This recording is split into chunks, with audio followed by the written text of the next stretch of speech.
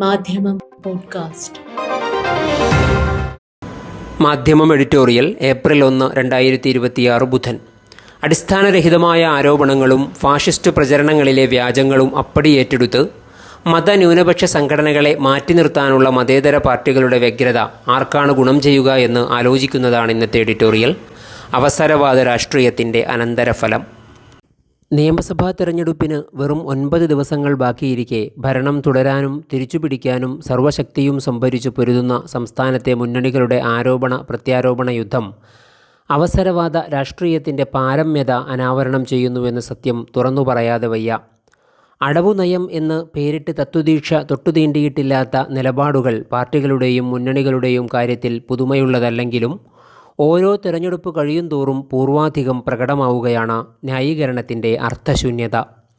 ഏറ്റവും പുതിയത് SDPIയുടെ പിന്തുണയുടെ കാര്യത്തിൽ മതേതരത്വത്തിൻ്റെ പേരിൽ മറ്റാരെയുംകാൾ ആണയിടുന്ന ഇടതുമുന്നണിയുടെ വിശിഷ്യ CPMൻ്റെ അഴകുഴമ്പൻ സമീപനങ്ങളാണ്.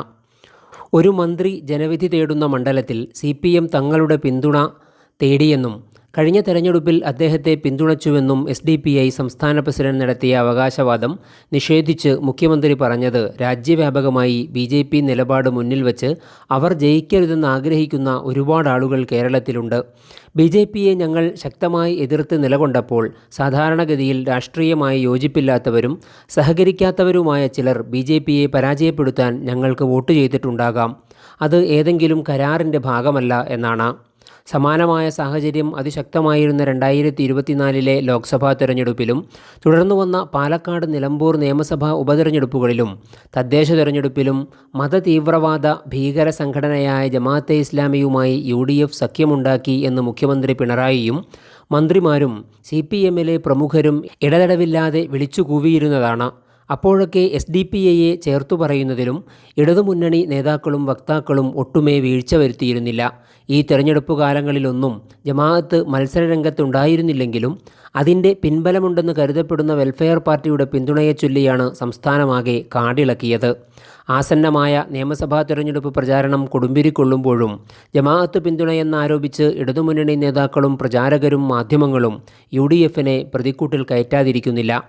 ഈ ഇരട്ടത്താപ്പിൽ നിന്ന് ജനം എന്തു മനസ്സിലാക്കണം? രാജ്യം നേരിടുന്ന അഭൂതപൂർവമായ വെല്ലുവിളി ഹിന്ദുത്വ ഫാഷിസത്തിൻ്റേതാണെന്ന് വൈകിയെങ്കിലും തിരിച്ചറിഞ്ഞ് മറ്റു വൈരുദ്ധ്യങ്ങളും അഭിപ്രായ ഭിന്നതകളും മാറ്റിവെച്ച് മതനിരപേക്ഷ ജനാധിപത്യത്തിൻ്റെ ഭൂമികയിൽ NDAക്കെതിരെ ഒറ്റക്കെട്ടായി പൊരുതാനാണ് ദേശീയ തലത്തിൽ ഇന്ത്യ മുന്നണി നിലവിൽ വന്നത്. പ്രാദേശിക തലത്തിൽ പല കാരണങ്ങളാൽ ഈ ഐക്യം നിലനിർത്താനായില്ലെങ്കിലും ദേശീയ തലത്തിൽ പാർലമെൻറ്റിനകത്തും പുറത്തും അതിൻ്റെ ശാക്തീകരണവും പ്രസക്തിയും നിഷേധിക്കപ്പെട്ടിട്ടില്ല.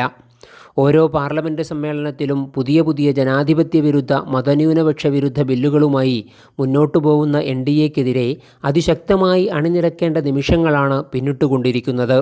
ഇത്തരമൊരു സന്നിഗ്ധ സാഹചര്യത്തിൽ മതന്യൂനപക്ഷ സംഘടനകളെ കൂടെ കൂട്ടി മുന്നോട്ടു പോകുന്നതിനു പകരം അടിസ്ഥാനരഹിതമായ ആരോപണങ്ങളും ഫാഷിസ്റ്റ് പ്രചാരണത്തിലെ വ്യാജങ്ങളും അപ്പടി ഏറ്റെടുത്ത് അവയെ അകറ്റി നിർത്താനും മാറ്റി നിർത്താനുമുള്ള മതേതര പാർട്ടികളുടെ വ്യഗ്രത ആർക്കാണ് ഗുണം ചെയ്യുക എന്ന് ഒരു നിമിഷം ആലോചിക്കുന്നത് നന്ന്. ജനാധിപത്യ ഇന്ത്യയിൽ മതരാഷ്ട്രവാദമോ ഹിന്ദുത്വത്തിനെതിരെ മുസ്ലിം വർഗീയതയോ ഉയർത്തിപ്പിടിക്കുന്ന ഒരു കൂട്ടായ്മയും ഇല്ലെന്ന് വസ്തുനിഷ്ഠമായ അന്വേഷണം നടത്തിയാൽ വ്യക്തമാകും. സംഘടനകളോട് ആദർശപരമോ ആശയപരമോ ആയ വിയോജിപ്പുകൾ തീർച്ചയായും ഉണ്ടാവും.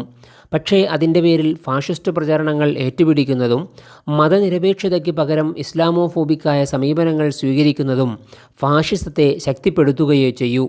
അതാണിപ്പോൾ കേരളത്തിൽ സംഭവിച്ചുകൊണ്ടിരിക്കുന്നതും. ഇന്നലെ വരെ ഭൂരിപക്ഷ വോട്ടുകളെ ഉന്നം വച്ച് CPMും സഹപാർട്ടികളും പൊട്ടിച്ച മുസ്ലിം വിരുദ്ധ പൊയ്വെടികളാണ് ഇന്നിപ്പോൾ BJP ആയുധമാക്കിക്കൊണ്ടിരിക്കുന്നത്. ന്യൂനപക്ഷ വർഗീയതയുടെ നേരെ തങ്ങൾ മൃദു സമീപനം സ്വീകരിച്ചാൽ ഭൂരിപക്ഷ വർഗീയത ശക്തിപ്പെടുമെന്ന സ്ഥിരം ന്യായവാദം ഇപ്പോൾ തിരിച്ചടിക്കുന്നത് കണ്ടില്ലെന്ന് നടിച്ചിട്ട് കാര്യമില്ല. LDFും UDFും ഒരുപോലെ മുസ്ലിം തീവ്രവാദികളെ ചേർത്തുപിടിക്കുമ്പോൾ തങ്ങൾ മാത്രമാണ് അവർക്കെതിരെ പൊരുതുന്നത് എന്ന് ആക്രോശിക്കാൻ ഫാഷിസ്റ്റുകൾക്ക് അവസരം ലഭിച്ചിരിക്കുന്നു. SDPIയെ ചൊല്ലിയുള്ള പോർവിളികളും സംഘപരിവാർ ഫാഷിസ്റ്റുകൾക്കാണ് ഗുണകരമാവുക എന്നതിൽ സംശയമില്ല. മാധ്യമം പോഡ്കാസ്റ്റ്.